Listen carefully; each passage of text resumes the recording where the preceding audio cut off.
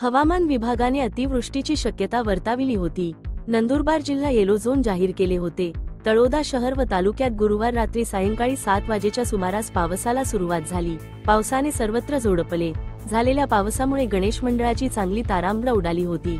सकाळी 7:30 वाजेपासून गेल्या 24 तासात झालेल्या पावसाची नोंद अशी तळोदा तालुक्यात आजचा 206 मिलीमीटर पर्जन्यमान, त्याची सरासरी 51.50 मिलीमीटर पर्जन्यमानाची नोंद झाली। तालुक्यात एकूण सरासरी 800.19 मिलीमीटर पावसाची नोंद करण्यात आली आहे।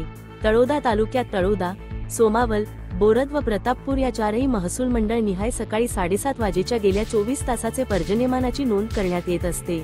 तळोदा महसूल मंडळात 34.0 मिलीमीटर एकूण 784 मिलीमीटर पर्जन्यमानाची नोंद झाली आहे। बोरद महसूल मंडळात 50.0 आज अखेर 575 मिलीमीटर पर्जन्यमानाची नोंद झाली आहे।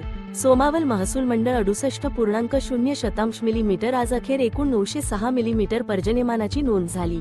प्रतापपूर महसूल मंडळ 54.0 मिलीमीटर आज अखेर एकूण 805 मिलीमीटर पर्जन्यमानाची नोंद झाली आहे, अशी माहिती महसूल सूत्रांनी दिली आहे।